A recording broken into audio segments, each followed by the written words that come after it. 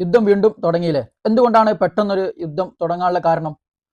നമുക്കറിയാം ഏകദേശം 2 ആഴ്ചത്തോളം ഒരു സമാധാനത്തിലേക്ക് വന്ന ഒരു അന്തരീക്ഷമായിരുന്നു. നമുക്കറിയാം സ്കൂളുകളൊക്കെ തുറന്ന് ഒരുപാട് വിമാന സർവീസുകളൊക്കെ തുറന്നു വന്ന ഒരു ടൈമായിരുന്നു. പെട്ടെന്നാണ് ഇന്നലെ നമുക്കൊക്കെ അലർട്ട് മെസ്സേജ് വരുന്നതും പിന്നെ വിമാന സർവീസുകളൊക്കെ പെട്ടെന്ന് നിർത്തിവെക്കുകയും ഒരുപാട് വിമാനങ്ങൾ ഒമാൻ അങ്ങോട്ടൊക്കെ അയക്കേണ്ട ഒരു അവസ്ഥയും സ്കൂളുകൾ ഒരാഴ്ചത്തേക്ക് ഓൺലൈനിലാക്കേണ്ട വീണ്ടും ആ ഒരു അവസ്ഥ തുടരുകയും ചെയ്തു. എന്തുകൊണ്ടാണ് ഇങ്ങനെ പെട്ടെന്ന് ഇങ്ങനെ ഒരു ഇറാനൊരു പ്രകോപനം ഉണ്ടാക്കാനുള്ള കാരണം എന്താണ്? ഇന്നലെ മാത്രം തന്നെ യു എയിലേക്ക് ഏകദേശം 12 ബാലിസ്റ്റിക് മിസൈല്, 3 ക്രൂയിസ് മിസൈല്, പിന്നെ 4 ഡ്രോണുകൾ എങ്ങാനും ഇന്നലെ തന്നെ യു എയിലേക്ക് മാത്രമുണ്ടായി. ഫുജൈറയിലെ എണ്ണ ടാങ്കുകൾ കത്തി ഇന്നലെ മാത്രം. അപ്പോൾ എന്തുകൊണ്ടാണ് പെട്ടെന്ന് ഇങ്ങനെ ഒരു പിന്നെ പ്രകോപനം ഇറാൻ ഉണ്ടാവാനുള്ള കാരണം എന്താണ്? അതിനുള്ള കാരണം എന്താന്ന് പറഞ്ഞാൽ, അതായത് നമുക്കറിയാം ഈ ഹോർമൂസിൽ ഏകദേശം പിന്നെ 2000-ഓളം കപ്പലുകളാണ് അവിടെ പിന്നെ ബ്ലോക്കായി കിടക്കുന്നുള്ളത്. അതിൽ ഏകദേശം 20,000-ഓളം ജീവനക്കാരാണുള്ളത്. അപ്പോൾ ട്രംപ് പറഞ്ഞു പിന്നെ അതിൽ ഏറ്റവും കൂടുതൽ കപ്പലുകൾ എന്ന് പറയുന്നത് അമേരിക്കൻ്റെ തന്നെയാണ്.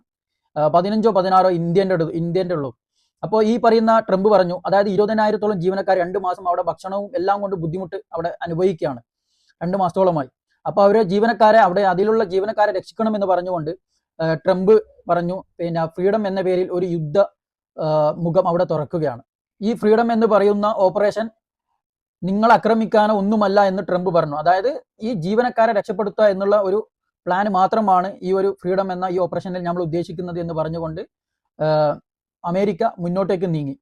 അതായത് അമേരിക്കയുടെ സൈനിക കപ്പലുകളും പിന്നെ ഹെലികോപ്റ്ററുകളൊക്കെ വെച്ച് അവിടെ നിന്ന് മൂവ് ചെയ്യാനാണ് അവർ പ്ലാൻ ചെയ്തത്.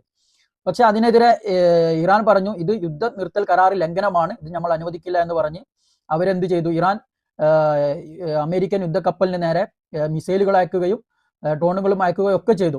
അതൊക്കെ ചെറുക്കുകയാണ് പിന്നെ അമേരിക്ക ചെയ്തത്.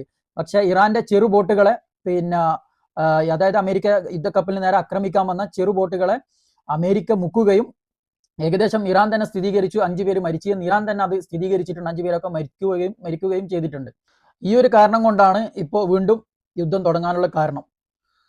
പക്ഷെ ഇപ്പോൾ ട്രംപ് പറയുന്നത് എന്ന് പറഞ്ഞാൽ ഈ ഭൂമുഖത്ത് നിന്ന് തന്നെ നിങ്ങളെ നമ്മൾ ഇനി ഇല്ലാതാക്കുമെന്നൊക്കെ പറഞ്ഞുകൊണ്ട് വീണ്ടും യുദ്ധം രൂക്ഷമാവുകയാണ്. എന്തായാലും നമുക്കൊക്കെ ദുആ ചെയ്യാം ഇൻഷാ അല്ലാഹ്.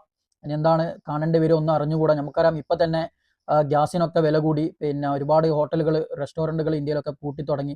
ഇവിടെ തന്നെ പിന്നെ പെട്രോളിനൊക്കെ വില കൂടി. അങ്ങനത്തെ ഒരു സ്ഥിതിയിലേക്കാണ് മുന്നോട്ടേക്ക് പോയിക്കൊണ്ടിരിക്കുന്നത്. എന്തായാലും നമുക്ക് പ്രാർത്ഥിക്കാം ഇൻഷാ അല്ലാഹ്.